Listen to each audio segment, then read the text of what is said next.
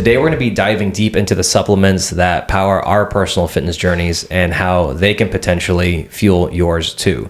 So here's kind of a brief outline of what we're going to be chatting about today. We're going to go, first off, we're going to start with why supplements matter in fitness.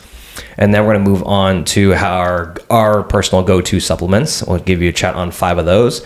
And then we're going to move into the science behind our supplement choices. And then we're going to start wrapping things up with supplements and our nutrition, kind of balancing both of those and seeing how we have a healthy balance between each one. And then we're going to wrap things up with 3 supplements that you should not be wasting your money on. So, ready to dive right in? Caitlin, so good to have you as always, my lovely wife. Let's do this.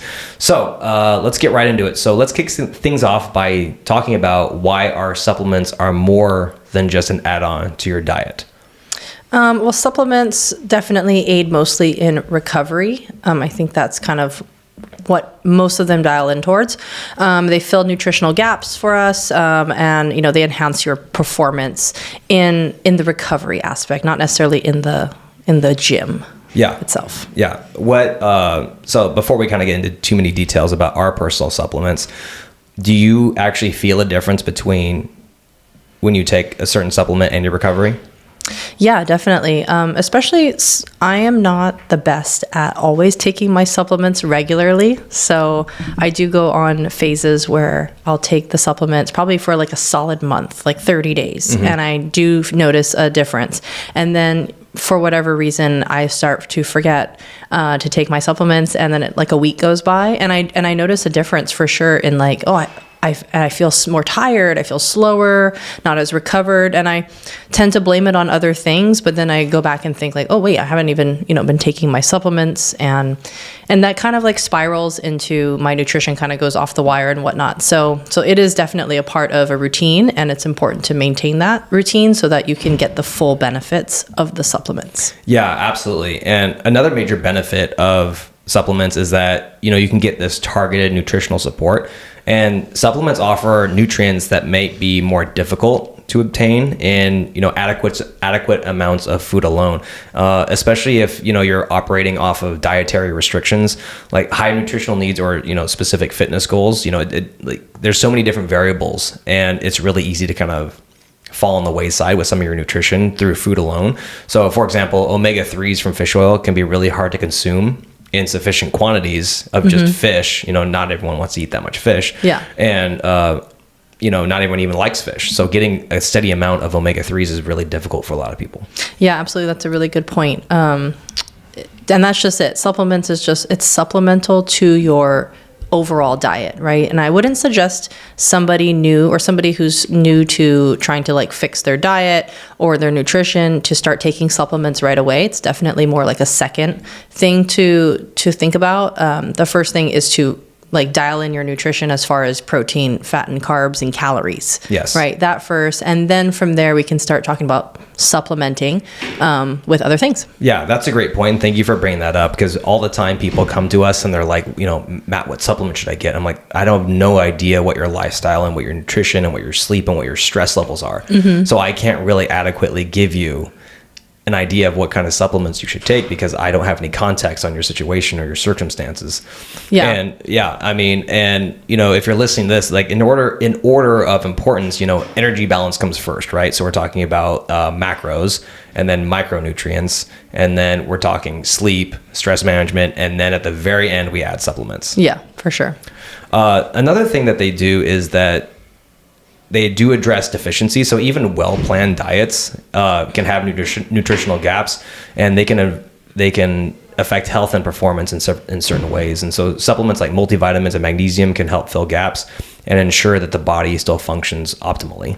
Yeah, I think when people think about recovery, they first think just like muscle synthesis or protein synthesis. But in reality, we're more talking about like immunity health and hormonal balance. Yes. And there's other things that supplements are there for, which helps the body get more regulated, which helps you perform better. And it's just a trickle or ripple effect after that, right? Yeah, and also it helps some of cognitive function as well. And also kind of leading into that too is that, that there's a benefit to it through optimized health and well-being, because beyond fitness and performance, supplements can support just overall health. And kind of going back to the fish oil, it's been linked to improved heart health, cognitive function, and magnesium plays a huge role in supporting sleep quality and managing stress levels. And that's something that you don't really think about when you're just working out and you're just trying to go for either body composition or performance. Yeah, I think one of the biggest ones is creatine, and everybody thinks creatine is mostly for like muscle strength or getting stronger, getting more mass or whatnot, but actually creatine is also more for brain health or cognitive health as well, especially a lot of research finding that older individuals actually need more creatine to keep their overall brain function active. Yeah, and that's part of the reason why creatine is so important, is because it can actually be used as a fuel source as well, because there's actually, we talked about in the last podcast of the creatine phosphate energy system. So when you're doing short bursts of heavy lifts or like a heavy back squat, you're mostly using you are using your neurological function and your muscles, but you're also have an energy source from the creatine phosphate. And if you don't have enough creatine in your system, you will, that's when you kind of feel that brain fog. Yeah, absolutely. Fun fact there. All right, let's go ahead and move into our bread and butter. So let's talk about our go-to supplements. So what we're going to do is here in this segment is we're going to break down each supplement that we take. We're going to talk about the name of the supplement, why we take it, its benefits at least from our personal experiences, how it fits into our overall fitness and nutrition strategy, and we're going to probably end with some quick tips on how to choose quality supplements as well, or at least how we like to choose our supplements. So first up on our list, let's talk about fish oil.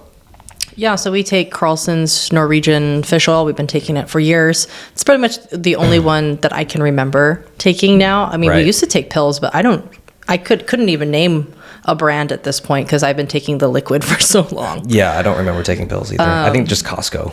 And again, pills, the reason why we don't take them is because they're usually underdosed. And then Matt always points out that you can't tell if the fish oil is rancid or not in a pill form, but you can in the liquid form. And so you don't want to be taking bad fish oil. That would be bad. Yeah, and I can tell you this from firsthand experience. This is why I stopped taking it or at least stopped taking pills, because I remember getting the fish oil pills from Costco because it was super cheap.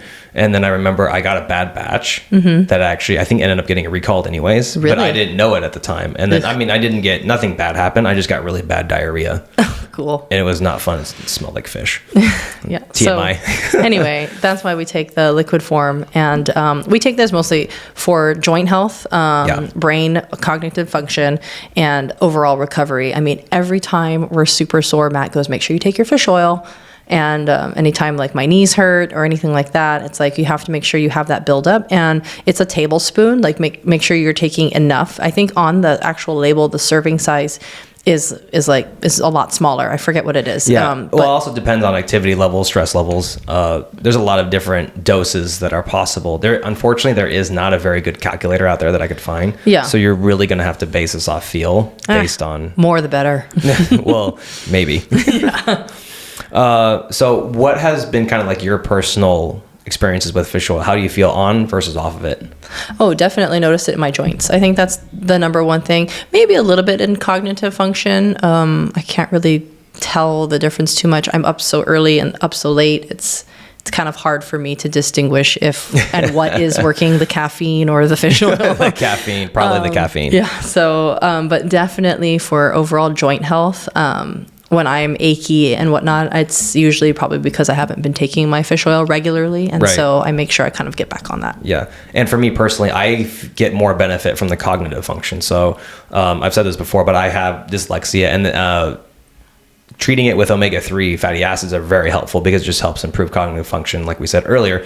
And so that's where I actually get the most benefit. I feel like I'm less brain foggy. I feel like I can focus a little bit better.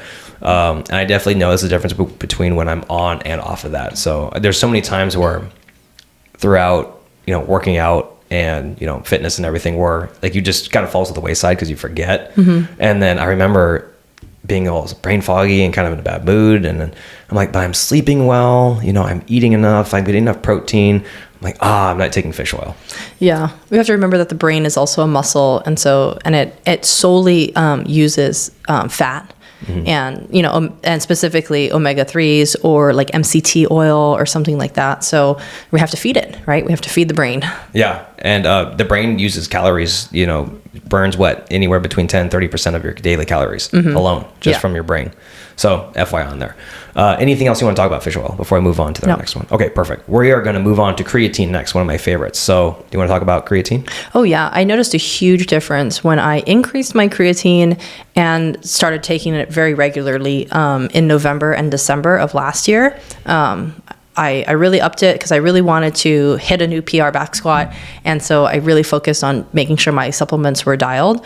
And it worked. I did like the best I've ever done. And, I don't know if it's probably a combination of the training and also being really on top of the supplements, specifically creatine. Yeah, I think it was the creatine. Well, I mean, just the supplements in general, because they all kind of work together. Yeah. Like, so you can't really credit one thing to your success For when sure. it comes to supplements. It was just being routine. Right. Like that's what helped. Yeah, absolutely. Because you were definitely not consistent with your supplements ever. No, I'm terrible. And then when you did, it seemed like your performance started going up when you kind of got at least R5 dialed in. Yeah, for sure. And specifically, we'll talk about this a little bit later, but I started taking some supplements specifically for hormonal balance, and it really helped me with, that whole side of things. And so, I think it worked. Yeah, we definitely have to chat about that later. Yeah, I love creatine specifically for cognitive function as well. I personally like to take creatine in the morning, and sometimes I even mix it in with my coffee because it's tasteless anyways, and I just mix it up and then I drink it, and it helps me throughout the day mentally. Like same thing as the fish oil. Like when I have the fish oil and the creatine together, I feel like I'm really dialed in mentally. Yeah, and I'm opposite. I take the creatine, I take my supplements as when I remember, and usually that's right before bed. And so I throw them all into a cup, drink it all, and then call it there.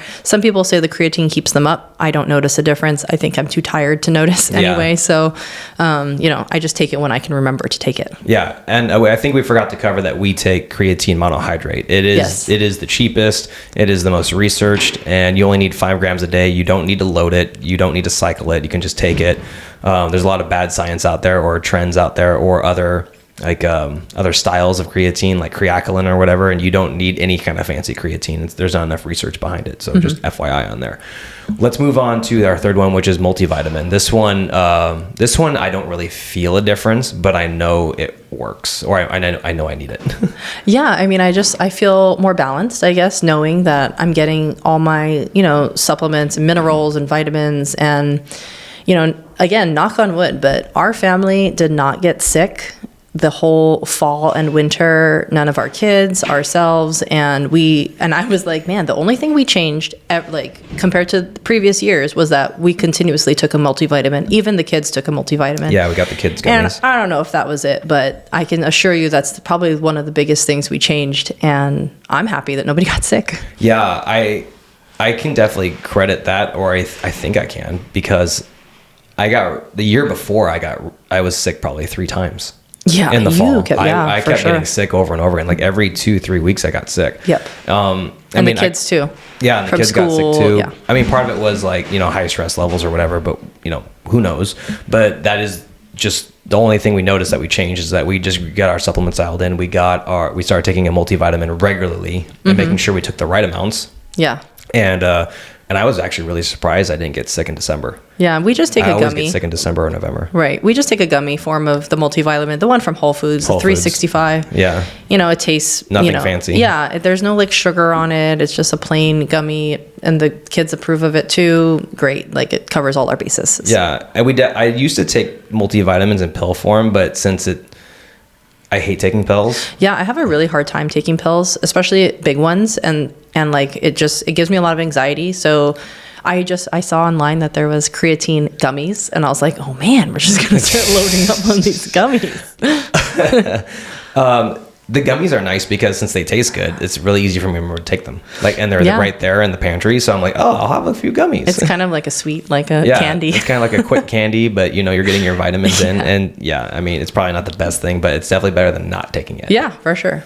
All right, let's move on to protein. Well, this one's pretty obvious. We like to take whey protein. This one definitely helps us hit our protein goals every day, because it's hard to eat enough protein based on our personal activity. Yeah, for our personal macros, I mean, we're talking here that I eat 250 grams of protein a day. Matt eats like at almost 300 grams of protein a day. That's a lot of food. It's really hard to do that. For like, you know, some others out there, for the majority out there, honestly, I mean, under 200 grams of protein is honestly easy to eat. And so I'd much rather prefer people to eat all of their protein as much as possible. Rather than drink it. But yes, but based on convenience and maybe like your day or whatnot, obviously have a protein shake if you absolutely need it to hit your goals. Now, there's a difference between taking whey protein and taking collagen protein. And both, you know, are great. One is more for joint health. Collagen protein is more for joint and skin and all that kind of stuff, because it's not a complete protein. It's missing one other component, which is leucine, which is found in whey protein, and that's why it's more for muscle repair and development. Right. Awesome. I like protein because I like protein. It gives me big muscles. So that's all I got to say about it. Yeah, and it fills me up. It fills me up when I'm starving. Yeah, I will definitely say when I eat enough protein in the day, and I do try and get my protein from actual whole food sources. Mm-hmm. And I definitely find when I'm on track to hit my protein goals. So I always tell myself I need to hit 100 grams of protein before noon. And that really helps me stay away from any kind of food cravings. It keeps me from going after convenient foods because you know, when you're full, it's easier to make better food decisions. Yeah, absolutely. Oh, and I forgot to mention that collagen protein is also more for people who have a dairy sensitivity. And then whey protein is, if you can handle dairy or lactose, then you can have that. And that's kind of like the main difference as well. There's also a enzyme I was taking to help synthesize the collagen as well, and helps your body kind of digest it easier too. Because at times I would find myself very bloated. I don't know if it was if it was a certain brand of collagen protein or whatnot, but that shouldn't have really been happening because it has no lactose in it. But there is an enzyme that you can take to digest it better. Yeah. And you have to remember that collagen is actually the number one protein in your body. Like, because there's more, you have more skin, bones, joints. Mm-hmm. Like, you're more made up of that. And so, none of us really eat collagen, right? That's true. We're not eating that from animal sources. So definitely supplementing on that for just joint health, I think, is the number one reason why people should take it. Yeah, that was a great explanation of collagen protein. Thank you. Let's move on to our final one before I dig deeper into each one of these and more sciencey stuff. But we're going to talk about magnesium. Now, this one I definitely feel has made probably the biggest impact on my overall health, just because of the stress. It helps me mitigate my stress, or it helps me manage my stress. I don't feel as stressed when I take magnesium. I specifically take magnesium glycinate because I feel like I absorb that the best. It also helps me sleep. It helps me actually stay asleep at night, because sometimes when, you know, I'm just, you know, stressed out, you know, it's easy to, you know, toss and turn. Yeah. I personally don't take magnesium. Again, I have a hard time taking a lot of pills, and there isn't really I haven't really found like a powder form, I guess, of magnesium that I like or can take. So I don't really take it. But what I do take is electrolytes, which has magnesium in it. Mm-hmm. And I've noticed a huge difference by taking electrolytes daily. Especially, I've lowered my caffeine intake and I've increased my electrolyte intake. And that both of them kind of, the salts in it like helps with my energy balance. And so, yeah, I used to have a lot of caffeine on the day, like 200 to 400 milligrams, which is kind of a lot. And so I've reduced that to at least like 200 or less, and I've just increased my electrolytes instead. Okay. And pretty much feel almost the same. Interesting. Huh. Maybe I should try that. Yeah, I think it works. Awesome. Very cool. All right. Well, now we're going to dig into, now we kind of talked about our personal experiences with each one of these supplements. Now we're actually going to go kind of backtrack, and we're going to go into the science behind our supplement choices to actually give you guys some more facts on this. So let's discuss the scientific backing and research behind the supplements that we choose. We're going to dive into fish oil first. So going back to the top, fish oil. Well, getting into the more details of it, fish oil is rich in EPA and DHA, which are types of omega-3 fatty acids. And this is crucial for heart health. And it's crucial for heart health because it reduces triglycerides and potentially lowers the risk of heart disease. It's also anti-inflammatory, which is very good for alleviating joint pain, stiffness, and common concerns for anyone who's active or, working out frequently. And on a cellular level, omega-3s are integral to brain health, and it does this by influencing membrane fluidity and facilitating communication between brain cells. And this is what they think enhances mood and cognitive function. There's still not enough research on this, but that's what they think. Yeah, I mean, fish oil and pretty much all of the supplements, you have to remember, again, it's supposed to enhance your recovery. And so it does that by, like what Matt said, like reducing inflammation and aiding in cognitive function. I really would like to try to get the kids to take fish oil. We actually got one, like a kid's version, that tastes like orange. And I try to put it in some of their drinks sometimes just to sneak it in, because I know it's so beneficial. Yeah, it is very good. Especially, I mean, for growing and developing kids. And I mean, our kids are pretty good. They do eat fish maybe a couple times a week, tuna and salmon and whatnot. But if I could get them to have omegas daily, I think it would really help for, again, cognitive function. That's the number one thing. Yeah, absolutely. Love it. Let's move into creatine next. So the big thing about creatine is that, kind of like what we talked about earlier, a lot of people think it's strictly for muscle building, but it's also for energy production. And creatine is stored in the muscles and is used for a quick burst of energy during high intensity activities like lifting weights, sprinting, CrossFit in general. And it increases the availability of creatine phosphate, which I talked about earlier, and is a key component of ATP, which is the primary energy carrier in cells.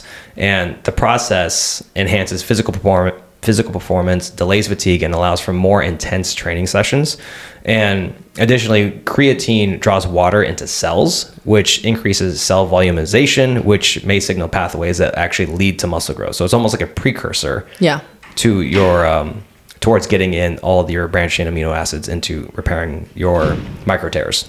Yeah, and again, that's exactly why it's important to take all of these, because they work hand in hand with each other, and they just kind of enhance each other a little bit more, and make it work a little bit better. And that's why routine and consistency is number one. If you're going to take supplements, make sure you're consistent about it. Yeah, and they all work together. There's not like one supplement that's going to solve all your problems. Yeah. Unfortunately, I wish there was. Yeah, that would be great. All right.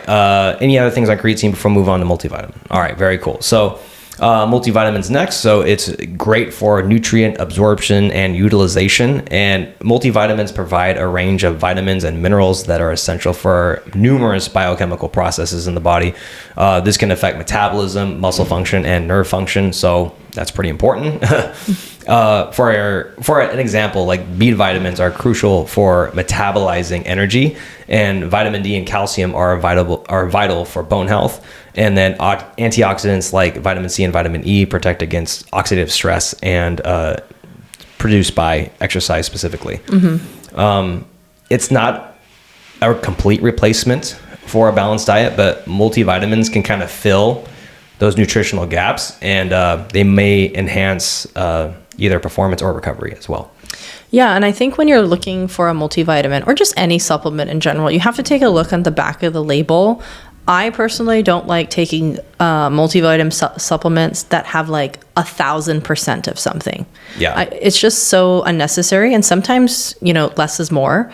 And so I recently read or heard about like people who take too much B vitamins actually tend to break out more in their skin. Interesting. And so a lot of energy drinks, you guys, have like 5,000% of B vitamins. Like you don't need 5,000%. NOCO has 100%, which is enough. Like that's perfect. But like Monster, for instance, I think has 8,000% or something just obnoxious, like, so take a look at the back of the label and just kind of glance over it. Look for some essential minerals that look familiar. The name, you can pronounce it, and the total isn't like excessive. Yeah. Absolutely. Yeah, I see that as well. When you see something that has like, or like something like emergency, where it's like. Yeah, but again, there's difference between milligrams and grams too, right? That's so true. again, reading the label and being a little bit more educated about what you're ingesting into your body is probably important. Yeah, 100%. Yeah, you definitely want to check the labels. Yes. All right, let's move on to protein. So the big thing that whey protein does, well, at least we take whey protein, is muscle protein synthesis. Yes. And what this is, it's the process of repairing and building muscle fibers that are damaged during exercise. So dietary proteins, what happens is that they're broken down into amino acids, which serve as building blocks for new proteins. So think of it like leucine is an essential amino acid, and that's found in high quality protein sources. And that plays a critical role in initiating MPS, which is muscle protein synthesis. And adequate protein intake supports muscle recovery, growth, and maintenance. And it can also aid in weight management by promoting satiety.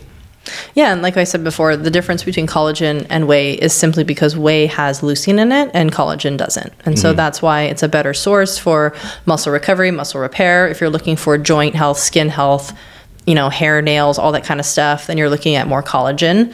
But both are super important and both play a vital role in, overall health and definitely probably like everyone's go-to supplement. Yeah. Yeah. Well, I mean, it's definitely the most accessible. Yeah. And it's the easiest one to kind of start with. So, I mean, because I would say, wouldn't you say that most people we work with are vastly under eating on protein? Oh, 100%. Oh my gosh. So low on protein. And that's why it's the number one thing to focus on. I mean, if you can fill your day with protein, the fat and carbs just kind of fall to the wayside, and then your calories are much more controlled. Yes. You're not going to overeat because you're full.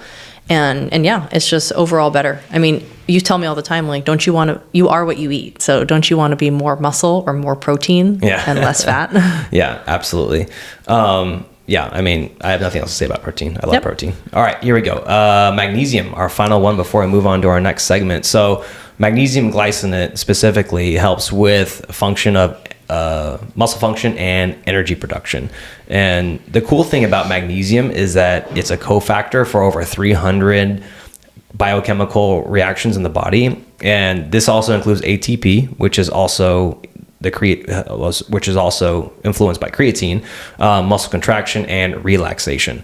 So it helps with normal nerve and muscle function and supports a healthy immune system, keeps the bone strong. And magnesium deficiency can actually lead to muscle cramps, fatigue, and decreased performance. And for anyone who's has high levels of stress or they work out a lot, adequate magnesium levels are essential for peak physical performance and recovery. And fun fact, everybody, that if you're under high levels of stress, your natural magnesium levels will deplete. So you need to counter that with actually higher external or supplementation with magnesium, a higher dose. Yeah, I mean, magnesium seems great, like especially for stress. And like you said, I, on the other hand, I take electrolytes, kind of like what I said before, which has magnesium in it, but it also has sodium, potassium, and calcium.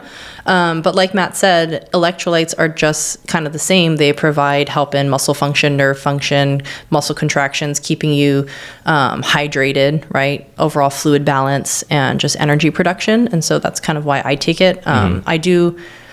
I drink enough water for sure, but I know I'm dehydrated. Like I just constantly feel thirsty and whatnot. And those kind of signs are definitely key when you're like, what do you need? You need electrolytes for sure. Like if you're constantly drinking water, but you feel thirsty, you're probably depleted. Like your sodium level's really low. And if you keep drinking water without electrolytes, you're diluting your own body. Does that make sense? Like you're drinking too much water to the point where you're losing all your nutrients. Exactly. And so that's why this whole like adding salt to your water is like, it's not a fad. It's definitely important. I think there's a huge benefit from definitely adding electrolytes to your daily intake. And like I said before, I've cut out some of my caffeine and supplemented with electrolytes and noticed almost the same results, which is great. I feel a lot better that way. Caffeine, I usually get it from energy drinks or coffee, which is very acidic and makes you more dehydrated. Yes. So it just kind of all goes hand in hand there. Right. There are a few other things that I do take. Just a side note, as far as like greens go, I do take a greens drink from Inspired. I really like what's added into it, specifically spirulina, chlorella, and it has maca and ashwagandha. All of this is more for like antioxidants, detoxing the body. They bind to heavy metals in the body and kind of like get rid of that stuff. And then it really balances your overall hormonal development, which as we all know, that plays a role into like your muscle function, your sleep, your stress, all those things, right? Hormones is a huge impacting factor. And so these things help balance you out. and definitely aid in that. So if you're looking for a greens drink, I think it would be important to, number one, look at what's included already on the back of the label. Read how much is included in it, because what I did find is the one that we take, Inspired, it had everything that I liked, but at a very low dose. And Interesting. I didn't know that. So, because I then researched it individually, like spirulina, how much do you need to actually benefit, from what it is?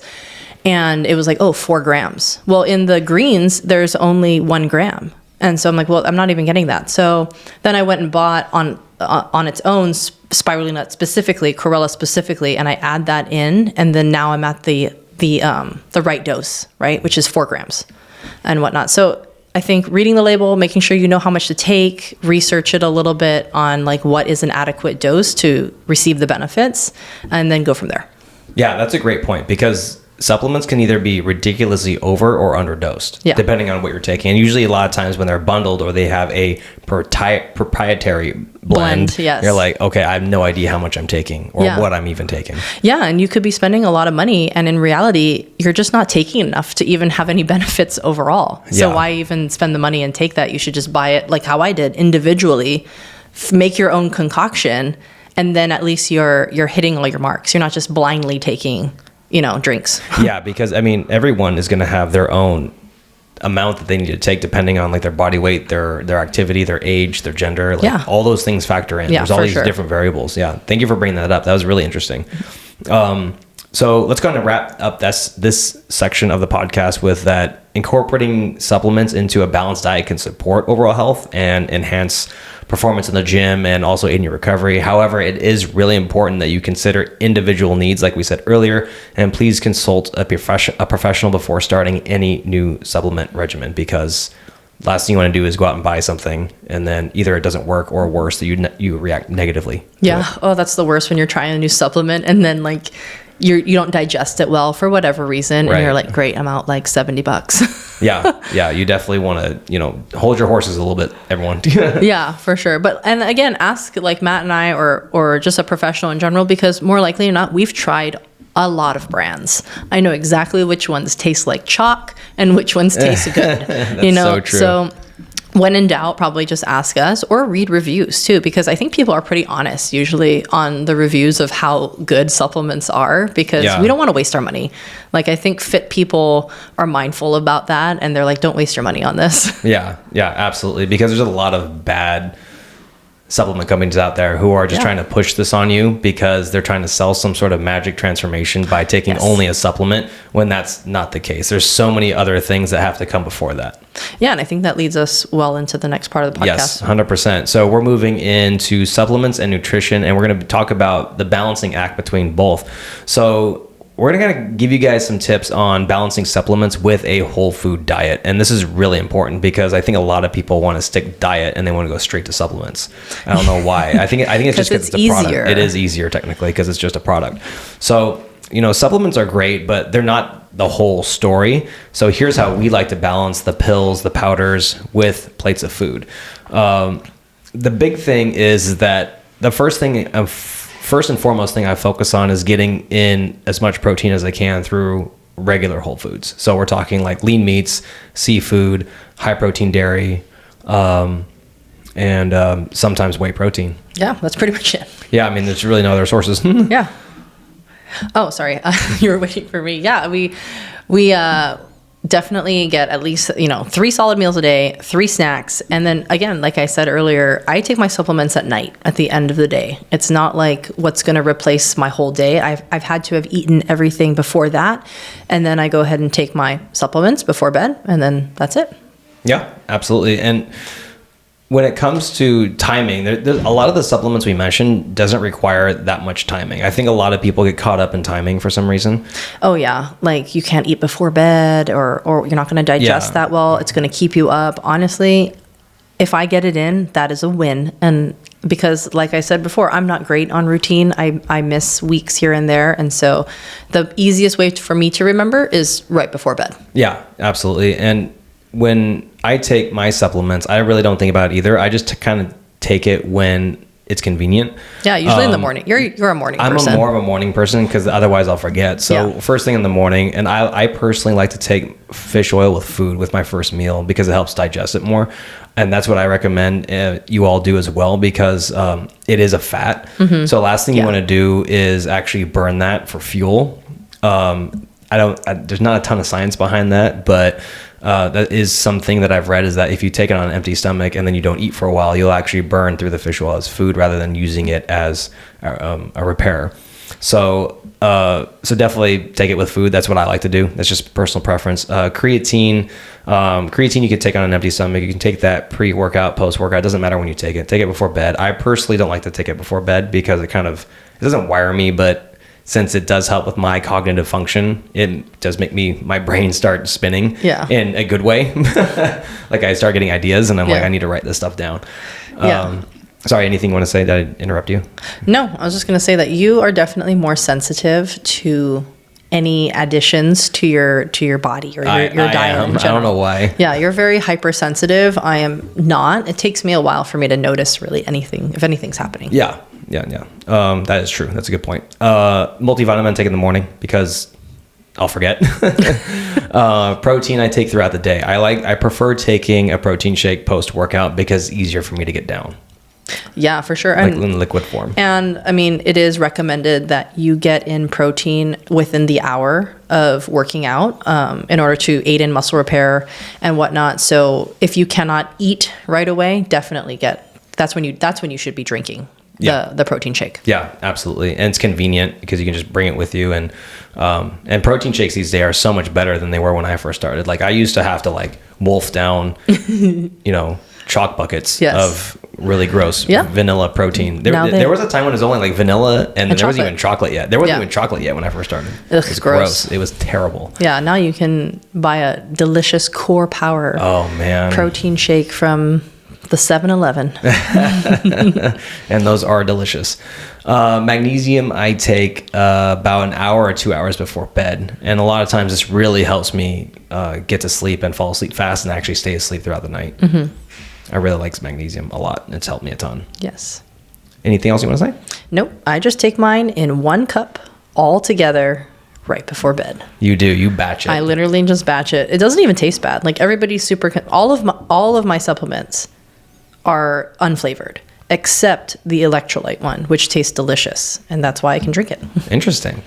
Before we move on to the bad supplements, do you have any other tips on how to balance supplements with a whole food diet? No. Okay, awesome. Nailed it. Let's move in. Number 5, this is our last segment of the podcast. So please stop wasting your money on these 3 useless supplements. Number 1, fat burners.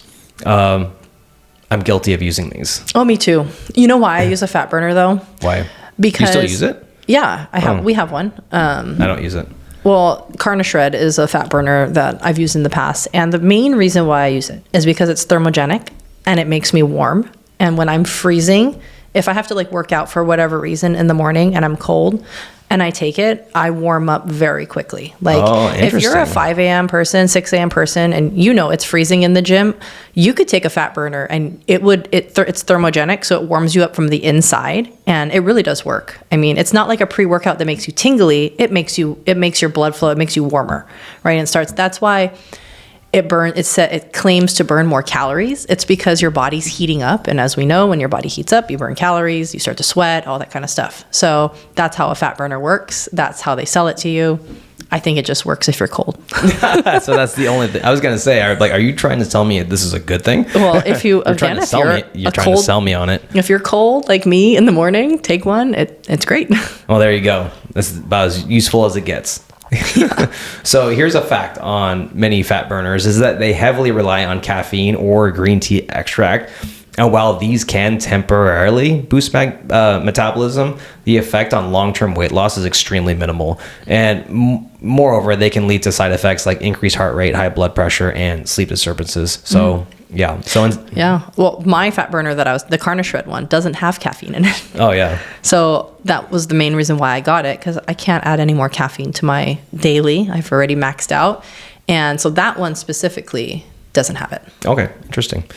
And, instead of relying on fat burners, just focus on your workout. Yeah. Just work out harder. Work out harder and get your nutrition dialed in. Get more reps. And then being in about 500 calorie deficit if your goal is to lose 1 pound a week. 1 pound a week of body fat loss. And then make sure you're eating adequate amount of protein so you don't lose muscle along with it. That is the best way to lose weight. Yep. All right. Moving on to number 2, testosterone boosters. I am guilty of this, especially when I was younger. I don't think I've ever used testosterone. I don't think, well, I'm embarrassed to say I have. So the fact is that testosterone boosters, most of the active ingredients in testosterone boosters have very mixed results in research, if any. And for the most part, the impact on testosterone levels is not good at all. And if you already have normal levels, it doesn't really matter. Yeah. And even if it did boost your testosterone, the chance of it lowering your natural levels and just replacing it to come back to normal would essentially what's happened. So it doesn't really matter if you take it or not. And if you're already low on testosterone, that's when you just go get TRT from a doctor. Yeah. I mean, natural ways to boost your testosterone: work out, lift weights. Resistance training is probably the best thing. Eat a healthy, balanced diet. I mean, it's just all repetitive there, and that's just a way you can balance out your hormonal body composition. Yeah, I think people try to use these as replacements for because they don't prioritize their sleep, they don't manage their stress, they don't add strength training, so they try and do something like this to replace that. And honestly, there is no replacement for those 3. No, yeah, there's not. Yeah. If you are trying to boost your testosterone naturally or trying to get it or keep your testosterone at normal levels, foods rich in vitamin D, zinc, and omega-3 fatty acids can support natural testosterone production. So just stick to the basics. Take your fish oil. And take your multivitamins. Yeah, and lift. Yeah, and you will boost your own testosterone. And make sure you lift. You have to lift. It will definitely help. All right, number 3. This is our final one for the ones that you are wasting your money on is BCAAs or branched chain amino acids. So the fact is that BCAAs contain 3 essential amino acids, which are leucine, isoleucine, and valine. And while these are crucial for muscle protein synthesis, is that they're only a small part of the full spectrum of amino acids that are actually needed for muscle repair and growth. So you're not getting the whole package, essentially. And if you're consuming enough protein throughout the day, especially from complete sources like, lean meats, fish, or high protein dairy, you're already getting these amino acids regardless. Yeah, and just, you don't need it at all. And you don't need to buy it as a supplement. It comes in some energy drinks sometimes. It's already comes in certain things. You can just it's accessible. And BCAAs are insanely expensive for what they do. Yeah. It's such a waste of money. Yeah. Just eat protein. Yes. 100%. That's the best way to do it. So yeah, focus on consuming whole protein sources post-workout, and that will support recovery and muscle synthesis. If you are vegan or vegetarian, consider a complete protein supplement like pea protein or a blend that ensures that you're getting all these essential amino acids. But even then, you still don't need BCAAs, even if you are have a different kind of diet. Yeah. All right. So by focusing on these areas, you can optimize your health, your fitness results without wasting money on supplements that don't deliver on their promises. So remember that supplements can complement a diet, but should never replace our real nutrient-dense foods. And especially, we haven't really talked about this, but a solid training program. Yeah, for sure. Another podcast. We'll talk about that later. All right. So anything else you want to add before we wrap things up?